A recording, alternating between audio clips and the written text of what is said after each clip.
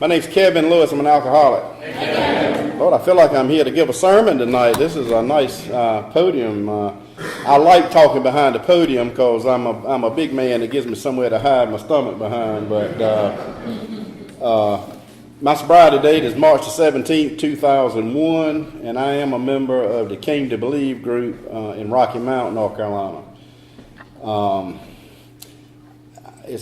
I've been taught that when you're at the podium, you tell in a general way what I was like, what happened, and what I'm like today. So I'm going to try to endeavor to do that in the next few minutes.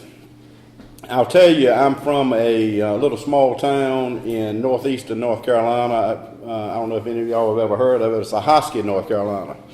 So some of you may have been up that way before, but I was raised in a home that there was no drinking in my home. I understand that I come from a long line of at least heavy drinkers. My own father, I'm the youngest of three children. My father was a heavy drinker at some point. When I was a baby, he had a religious experience through a church and never drank again. And so I was raised in that church by that family and in that home, and the only drugs in my story are being drugged to church Sunday morning, Sunday night, and Wednesday night. I had no reason. I can't blame being an alcoholic on my upbringing, on my family. And I've come. I didn't know what an alcoholic was when I came in here. I could tell you if you'd asked me what I was like. I thought I was a pretty good guy. I would give you the shirt off my back. I thought. I just thought I was I reckon I just had a very favorable opinion of myself, more so than others, except for maybe my mama. But what I know is that I can remember the feelings, and I just didn't have words for it. I had education and such as that, but I didn't have words to describe how I felt and things of that nature. I know most of what I know about myself when I was drinking, I've learned it by looking back in the program of Alcoholics Anonymous. But I can tell you I was certainly restless, irritable, and discontent. Those adjectives, like many of the folks I met in Alcoholics Anonymous, certainly describe me. I knew that I was uncomfortable in my own skin. I was uncomfortable in my own family. I was uncomfortable in dealing with other people, my classmates and things like that. I do know that I don't even know when my first drink was. I think I was probably about 15. I was a late starter compared to a lot of the folks I have met in AA, but I really didn't start drinking heavy until I got a driver's license, because I think up until I was about 16, I rarely left the house without a family member. I was raised in the country. I didn't live in town. I couldn't walk and go places, and so most of what I did up until I got a driver's license and I worked in tobacco and things of that nature. But I got a job at the grocery store in town when I got a driver's license, and I love the grocery business. The folks that I worked with in the grocery business, when the store closed, we went back to the meat department and started drinking. And that's what they did, these much older men and these young kids that were the bag boys. And a few of us took to it. And as my experience is that I love drinking because drinking allowed me to interact with other people. I don't know, there was a movie that was out a few years ago, Wallace, called The 40-Year-Old Virgin. I don't know if you ever saw that, but that might have been me if it hadn't been for alcohol, And it was even better if she was drinking. But anyway, alcohol just allowed me to interact with others and to feel comfortable and to do things, I felt like. Now, I heard somebody share in a meeting just the other night that they didn't ever drink to get drunk, that they wanted to get that buzz and just sort of hold it. And I've been thinking about it since I heard that. That's really not me. almost from the very beginning, I think I drank to get drunk. I wanted to drink as much as I could until I didn't want no more to drink, or I passed out and couldn't drink anymore. And I did that for about 20 years. Also, my story, I've heard people in my own home group say that they had never tried to quit drinking. I had identified that alcohol caused me problems. My drinking was causing me problems in my life. I don't know that I would agree that my life was unmanageable at that time, but I knew that I could pinpoint that alcohol was causing me problems.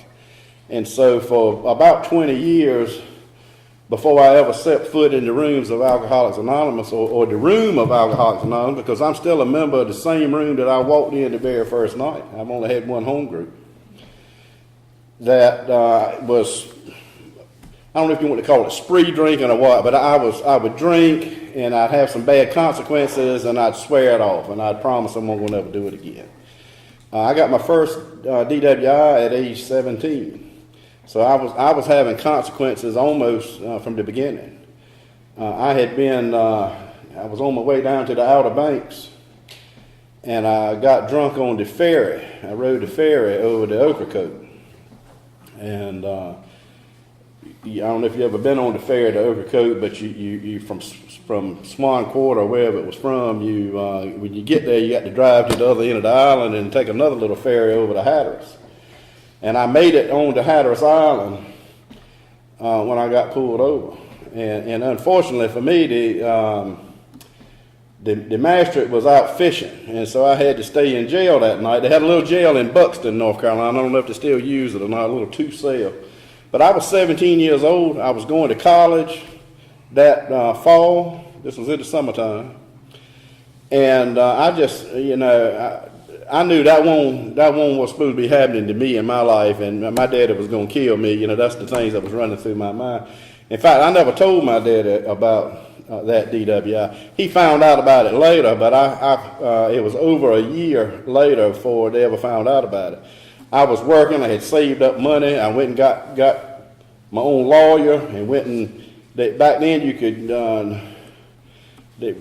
do different things with DWIs that you can't do today. But anyway, I ended up with a real liberal driving privilege for only lost my license for 6 months. So I was able to go off to college and nobody really knew about it.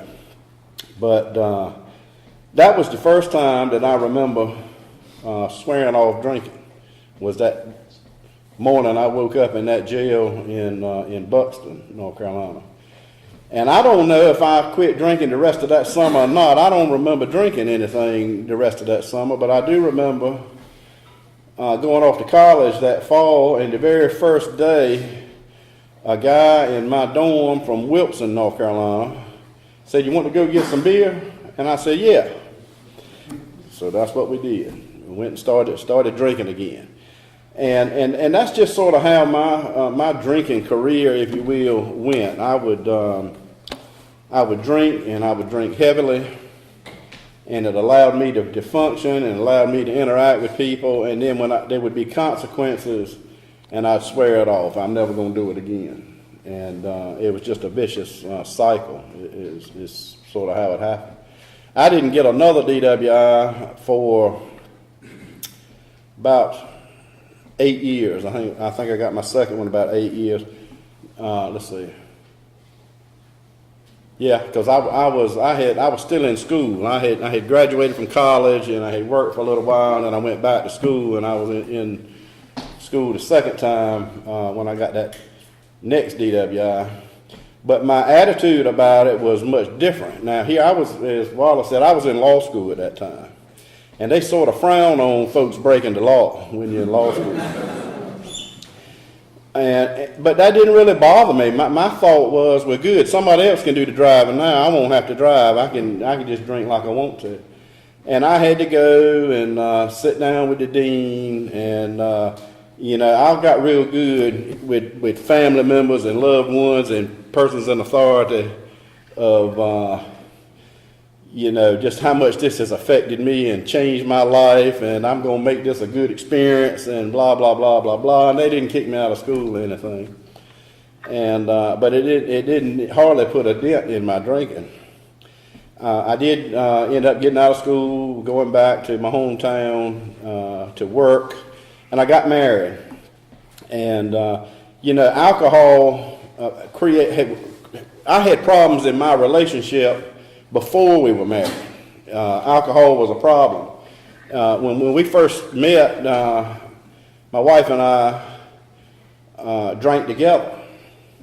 And she was fun, and she thought I was fun, but it didn't take her long that I wasn't so fun anymore.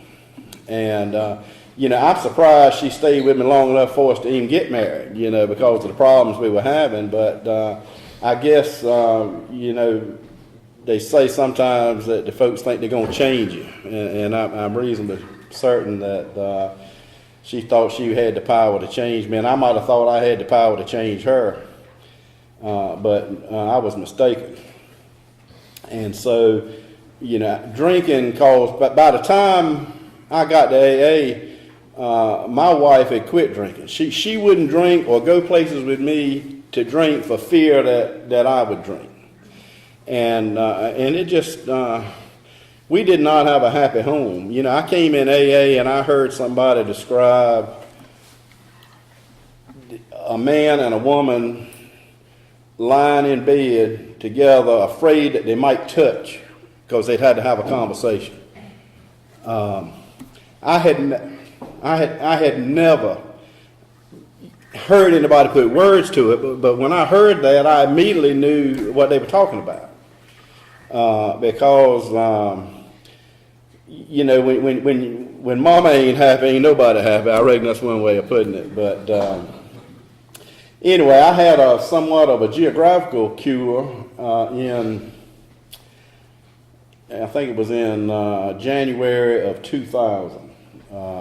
We moved to Rocky Mount. We had a 1-year-old child, and I had problems. I used to say that alcohol never interfered with my work.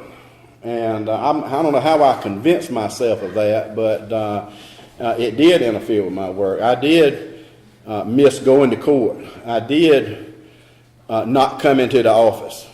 I would do things like, and I don't remember what year this was, but it was the day that they blew up the courthouse in Oklahoma City, sometime in the 90s. Y'all probably remember when that happened. I had a deposition of something at Duke University Hospital, of a doctor, I think it was. And what I would do, and this is a good example because I remember that occurred on that day. What I would do is I would tell my wife that, well, I've got this deposition early in the morning, so I need to go up the night before. Well, really, it was at 2 o'clock in the afternoon. And what I wanted to do is I wanted to go up so I could get drunk and drink like I wanted to. Didn't have nobody nagging on me. Didn't have nobody getting on me about it. There's a story in the big book that when I first heard it, it was like a light bulb went off. What the guy said when his wife left him, he could drink without restraint. And that's exactly the way I like to drink. I wanted to be somewhere where I could drink without restraint and find others I could drink with without restraint. That little town that I grew up in, there were about 3 drinking places. There wasn't a whole lot of bars and things like that. There was one club and one pool hall and one sort of lounge kind of place. And there was a different crowd of folks that frequented each one of those places, a different class of folks or whatever. And to my knowledge, to this day, I'm the only man in a hostel that felt at home in each one of those 3 places. I would float in and out. And anywhere I could find, and in all 3 of them, there's people that like to drink like I like to drink. And we just sort of, found each other. And if you go out of town and go somewhere to drink, I was able to find, those kind of people. So, but anyway, that day I got up, the maid, I think, coming in and ran me out of the hotel room. And I got to this, where I was going. Everybody was talking about the Oklahoma City bombing. And I didn't know what they were talking about. Everybody else had driven on up there that morning, had heard about it on the radio. I just missed out on events due to my drinking, and that sort of happened over and over again. And every chance I had that I could go somewhere and get a room somewhere so I didn't have to be at home and I could drink like I wanted to, is what I like to do. Now that also, I think, creates suspicion in a family, because I don't understand alcoholism, and neither does anybody in my family, and they don't understand, why am I always out of town, things of that nature. And I'm not saying that I was a perfect person, because I certainly was not, and that it wasn't more than just drinking. But that was my primary motivation. I can assure you of that. So it got to be about about January 2000. Now, during this same time now, we talk about our relationship with God. Well, I knew a lot about God, having been raised, in the church. I could stand up and say a really good prayer. I had been ordained a deacon in my little Baptist church that I was a member of, and I'm really ashamed of that, because I wasn't no more qualified to be a deacon in this basket right here. I was more concerned about how much the preacher was getting paid and how much was in the offering plate than anything spiritual. In fact, I'm reasonably confident I had zero spiritual relationship before I came into Alcoholics Anonymous. Now, when I got in trouble, that was the first thing I did. I called on God. I believed in God, but I heard a preacher say one time that the devil believes in God. So that's no feather in my cap. But every time I got in trouble with the law, which was I only had those 2 drinking offenses, most of mine was in trouble with other people, whether it be the folks I work with, or friends, or somebody's husband and things of that nature, my wife. I would call on God, and I would swear I won't never do it again, and I would bargain with God, get me out of this trouble, and I'm gonna quit drinking, and I'm gonna straighten up, and I'm gonna fly right. And for 20 years, that's exactly what God did for me. Like I said, when I got to AA, I had a home, I had a bank account, I had a job, I had a car, I had a family, and God always got me through the problems that I was facing, and I never ever kept my end of that bargain, and it just went over and over that way, just like I did in my home. That's the way I treated God. God was just something to call on when your back was against the wall. And by the time we moved to Rocky Mount, and we weren't even members of a church. I was unchurched, as we used to say, by the time I left my hometown. And I think probably a lot of the reason I was even active in the church is because I was living in the small town that I grew up in. And, if I didn't go to church, somebody was going to say something, And so you can, but when I got to Rocky Mount, I didn't have to do that. And I can remember some of the guys that I went to work with in Rocky Mount were some guys that I had worked with in a hospital who had already moved on over. And I can remember them saying to me, and these were guys that I used to drink with, and they're still drinking. And they would say, now, when you get over here, we ain't going to drink like we did, before. My folks I thought had drinking problems were getting on me about my drinking. That probably happened. That's happened to a lot of folks I've met in AA. So, yeah, I'm only in Rocky Mount for about a year before I came into Alcoholics Anonymous. And what happened there was I had done just like I'd always done. I had to take a 40-hour course to get a certain certification in Raleigh. Now, there was another guy that I know from Rocky Mount that took that same course the same time I did. Now, I got a hotel in Raleigh. That guy went back and forth to his family every night. But I did just like I always did. I got this 40-hour course. I got to stay in Raleigh. I can't come home and all because that's some time I can be studying, you know. And what it was the opportunity to get drunk every night. To drag into that class the next day. And I did that for 5 days in a row. It was Wednesday to Sunday, I think it was.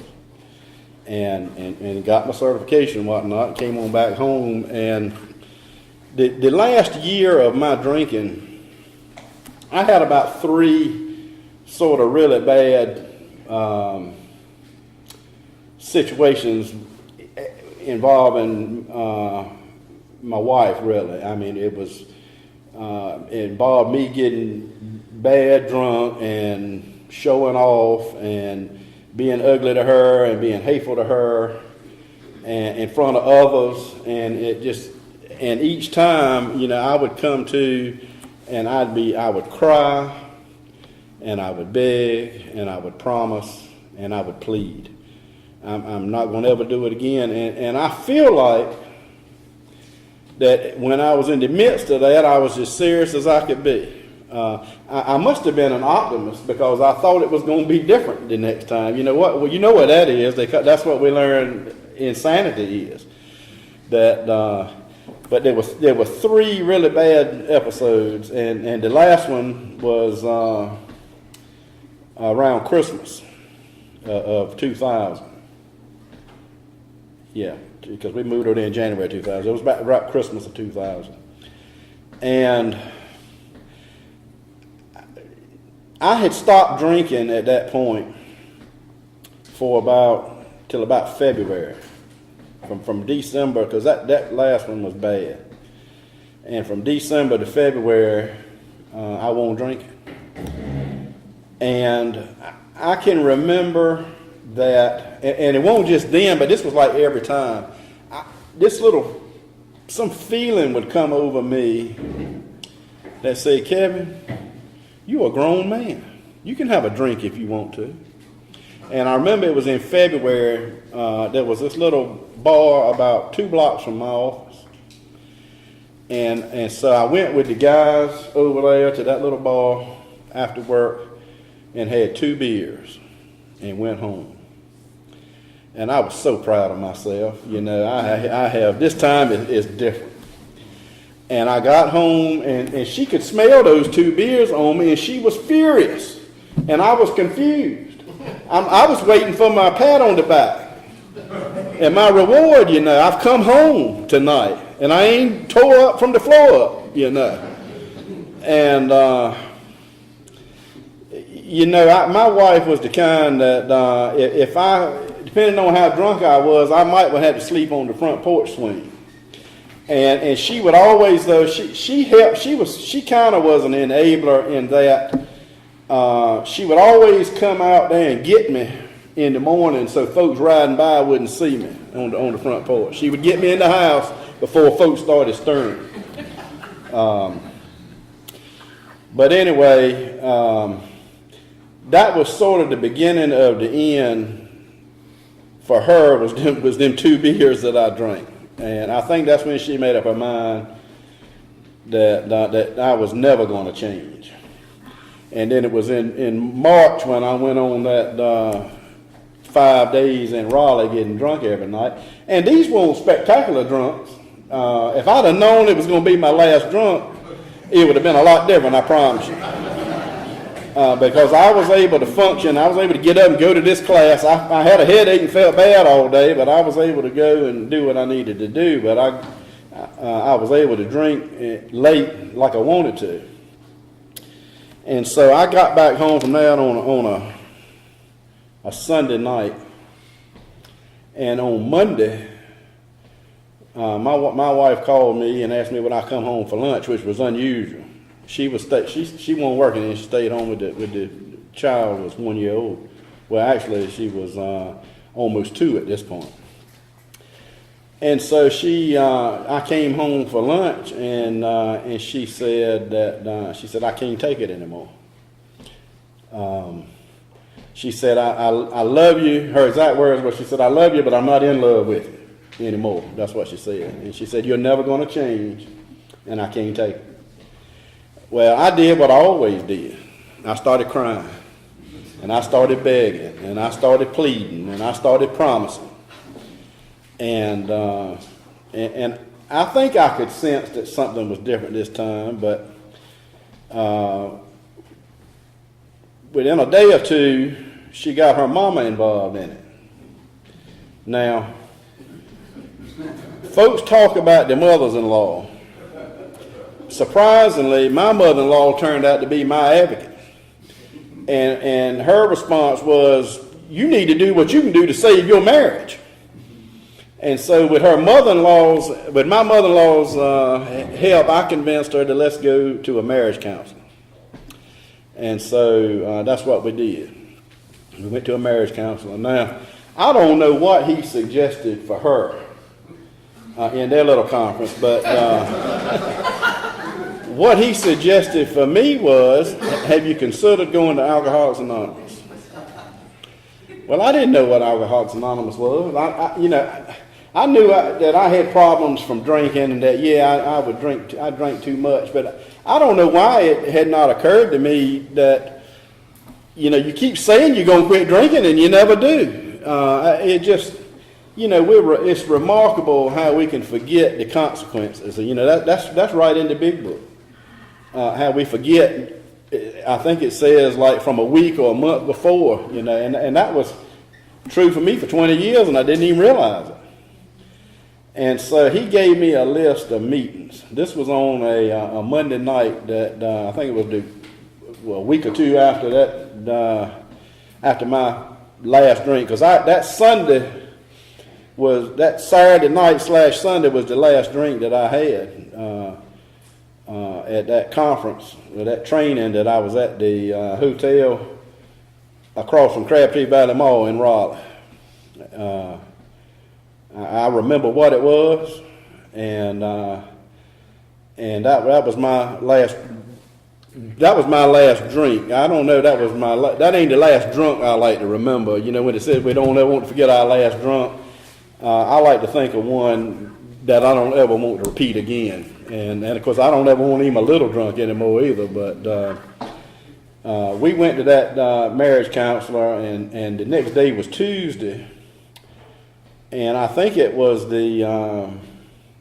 sometime the first Tuesday in April, I think it was. It was March 17th was my last drink. And I worked that day, and I got my list out. And, I was just, the main thing I wanted to do was keep my family together. Number one, my wife didn't work. We had a 2-year-old child.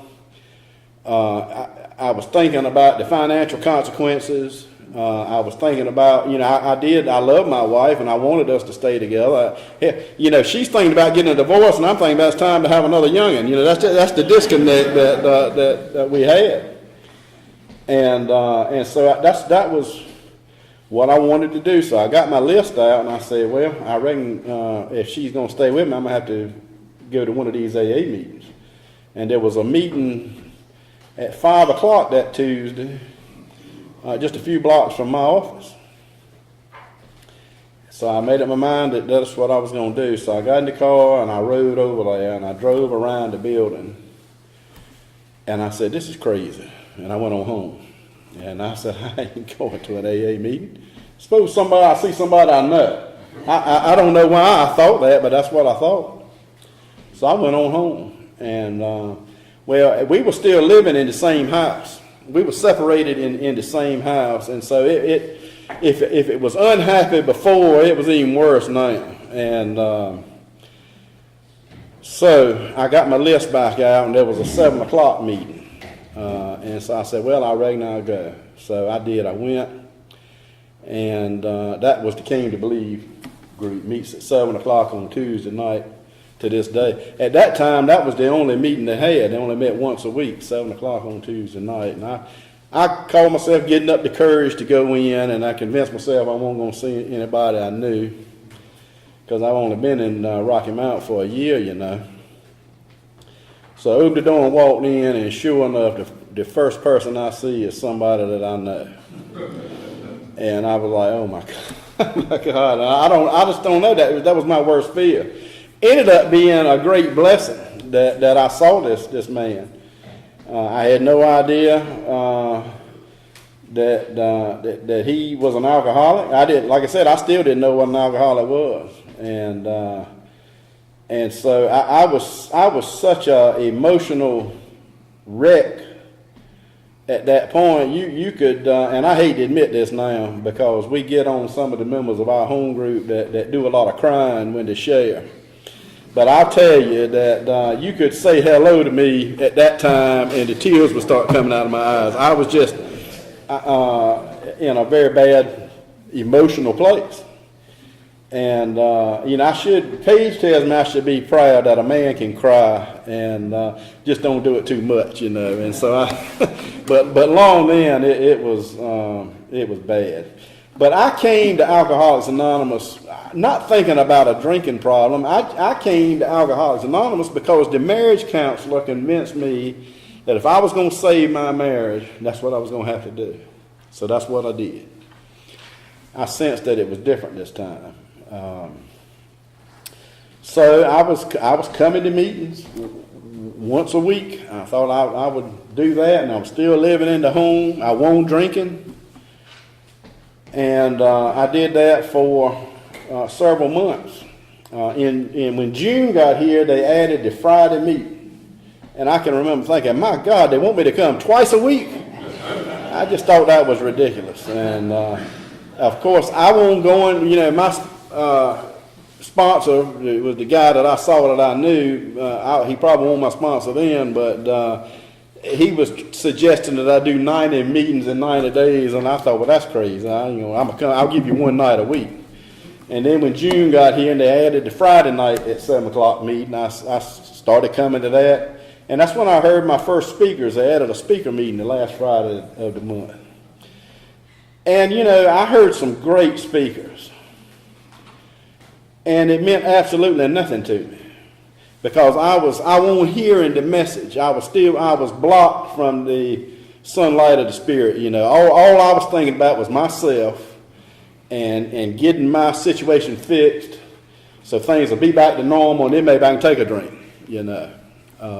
I wasn't thinking about. Some people say they thought y'all were going to teach me how to drink and all that. All I was thinking about was myself and my situation. I wanted to fix my family and get things back to like they were. That's all I wanted to do.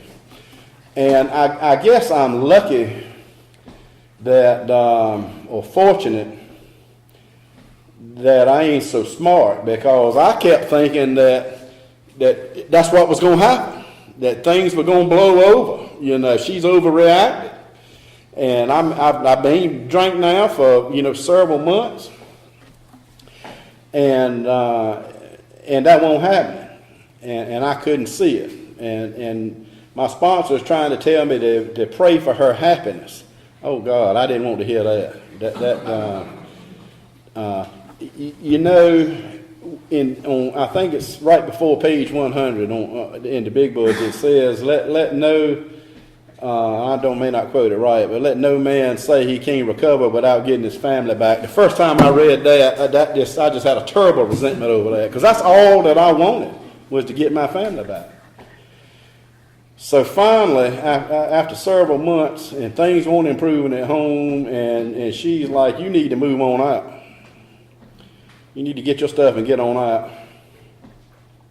I guess it was starting to dawn on me, but,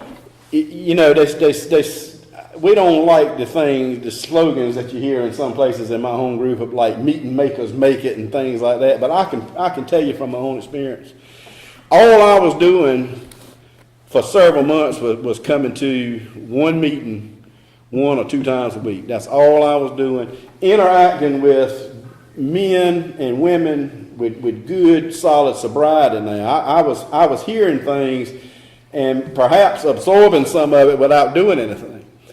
And that's, I think, what was keeping me sober in the very beginning. But the two things that really, I think, were significant in my sobriety was, I heard a speaker one night.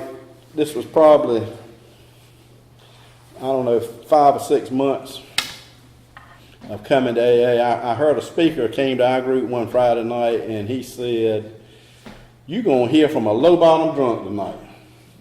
And I didn't know what he was talking about. I had not ever heard that expression before. And I can tell you, though, that night our speaker was Wallace. And when I left that meeting, my jaw was hanging to the floor. I had never heard anything like that before in my life. And that really put a spark in me when I heard Wallace speak for the first time. Right after that, one Tuesday night after everybody had left our meeting, my sponsor and I got on our hands and knees and holding hands and did that third step prayer together. That was the next thing that moved in my life. And from that day to this day, my whole attitude about Alcoholics Anonymous was different. I started praying for that woman's happiness. I moved out from a 2-story, 3-bedroom home into a little 1-bedroom apartment. I was still eat up with self-pity now. And anybody that first Thanksgiving that I was in that little apartment, I was still shunning my own family because I was embarrassed, and I was isolating because I won't doing anything to get a relationship with God as I understand it. And I was eat up with self-pity. And I remember going to the food line, and I got a little thing of sliced turkey and some white bread. I didn't even get mayonnaise. And I told that story for a long time. Look, this is my Thanksgiving, y'all. This is my Thanksgiving turkey. I was just eat up with self-pity. And when I started doing the little things that I was being told to do, like pray for her happiness, if I had been drinking, I look back now and I know that would have been really an answer to my prayer. If I had decided up front, well, she's through with me, I'm going to this apartment, this is going to be a party place, I can finally drink without restraint, my life would have been you'd have a different speaker up here tonight if that's what happened to me.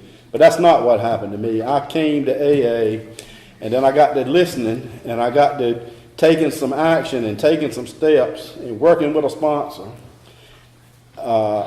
Then they said, well, you're going to start going out to the prison.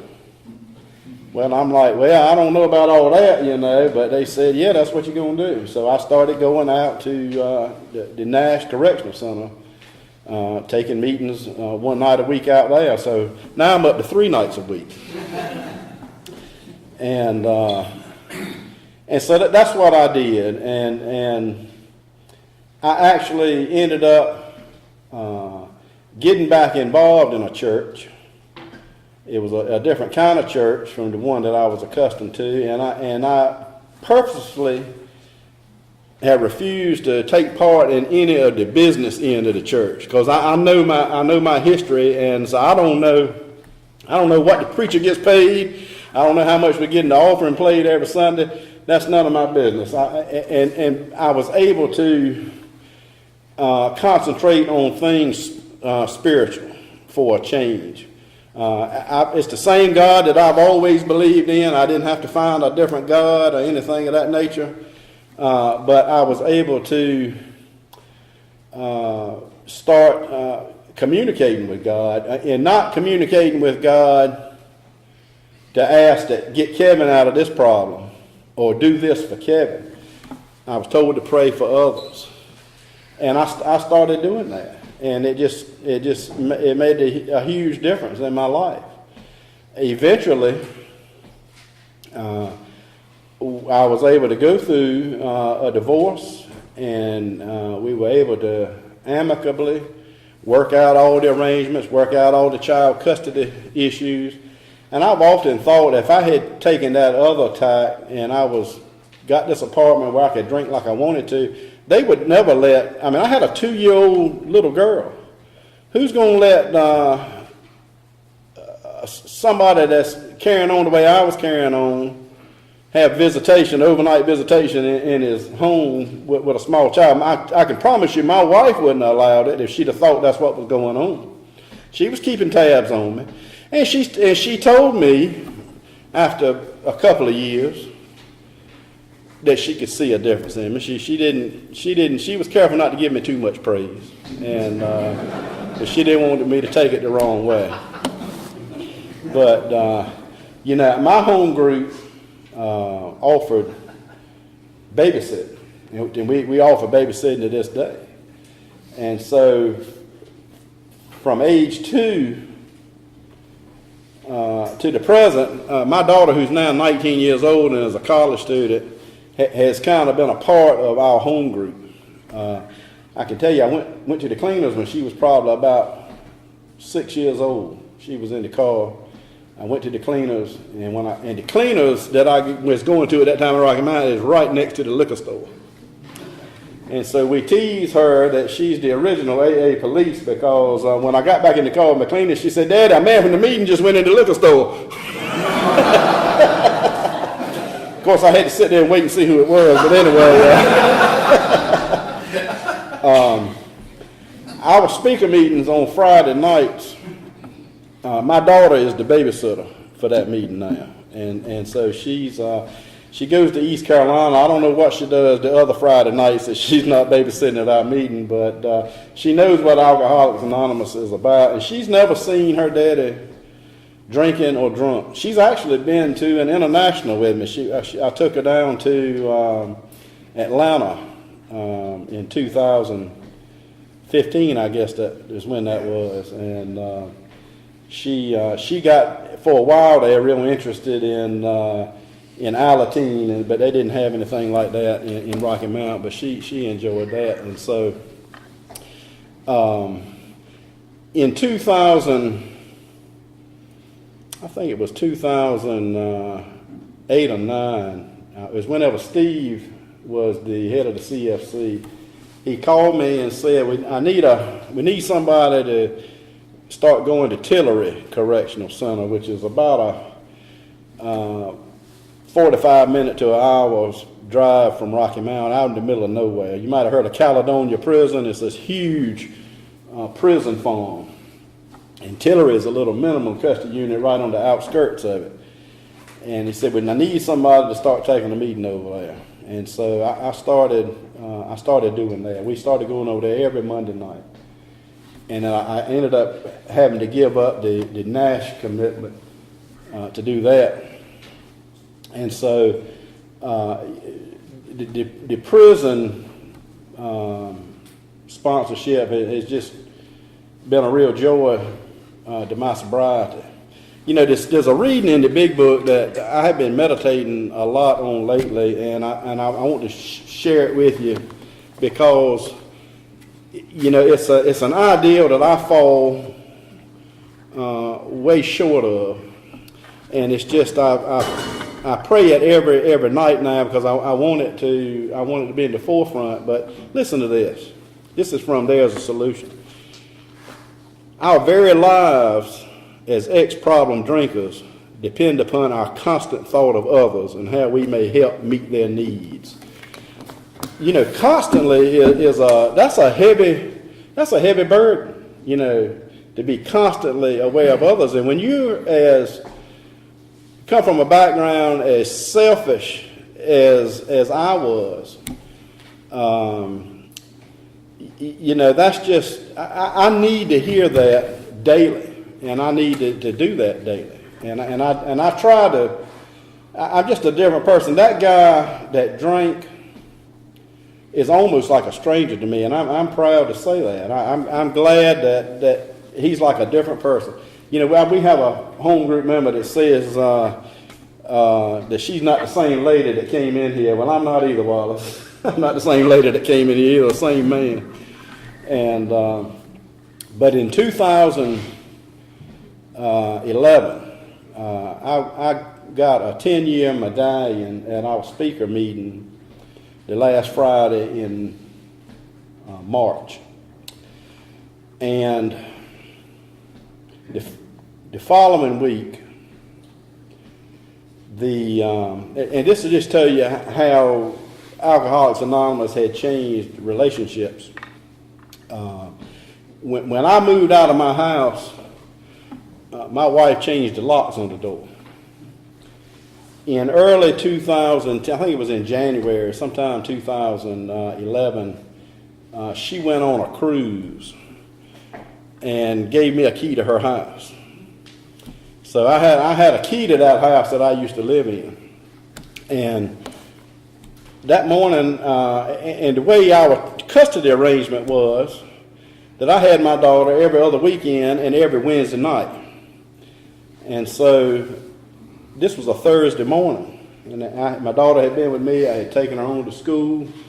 And I got a call from one of my wife's coworkers that she wasn't feeling good, didn't come into work, and when they were on the phone with her, she quit talking, and that they were concerned, and that they had gone to the house, and her car was there, and she wouldn't come to the door.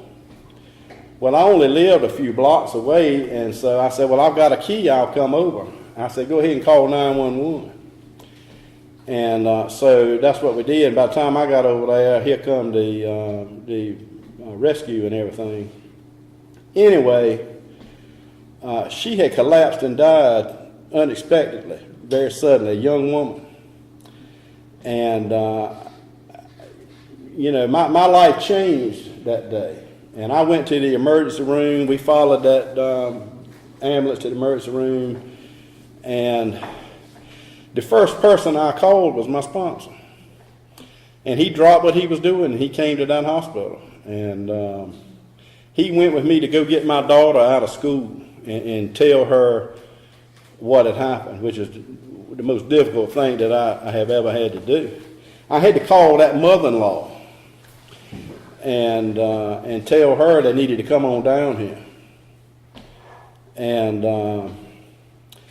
the idea of taking a drink never crossed my mind. I had quit smoking by this time, and the idea of a cigarette did cross my mind, but not taking a drink. And I want you to know that my home group and my sponsor, the love that I felt from those people during that difficult time, and that had always been a worry of mine. I had when I was in law school, my first semester, my grades weren't all that good. And it come from drinking and carrying on. And I said, well, the next semester I'm going to buckle down. I'm going to start going to the library. And I was begging and promising and pleading that I'm going to do better this time, getting them grades up. Well, about 2 weeks into that second semester, my 29-year-old brother dropped dead unexpectedly.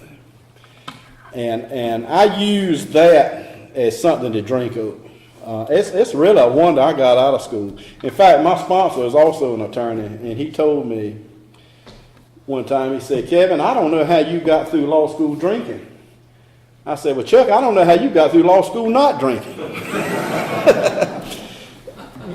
But in sobriety, that was kind of a fear of mine that suppose something bad happens. Am I going to use that as an excuse to drink again? And when something bad did happen, that was the furthest thing from my mind. And so I was, now it changed my life and it changed my AA because my daughter was 12 years old at that time. I had just celebrated 10 years. She had just turned 12. And I had to I became a full-time parent. And I had to quit going to Tillery on Monday nights. I was still able to go to the home group some, but then she started having activities I had to take her to on certain nights, and so I just my activity level in AA dropped. I think by necessity, but not. I maintained my prayer life, my meditation. In contact with others in AA. And finally, I got her graduated from high school and off to college, and I got back into going to, about 2 years ago, back into the prison work, and we've got a unit that you can hear some off the wall things in there, and there's guys that come in for the coffee, and they're not even alcoholics. Some of them they want to be disruptive, and I think to myself, well, I came to AA with different motives. I didn't come to AA to get AA. I came to try to fix that marriage. But I didn't get that marriage fixed, but God gave me what I needed after all, and that was sobriety. And so I don't question anybody's motive about coming to a meeting. But I can tell you what I enjoy seeing, and I saw this just last night, that the meeting kind of got off the rails a little bit, and I've got 3 guys in our group that's as solid members of Alcoholics Anonymous as anybody you would ever want to be in a meeting with. And those of us that come in from the outside, it's to the point where we don't even have to open our mouth. That those 3 guys will rein those other guys in, and it's more effective that way. And so you can see, the fruits of your efforts in Alcoholics Anonymous, and you can see in your own home group how people grow up in sobriety, and it's just a wonderful way of life, and I'm thankful that I was given that gift. Thank you.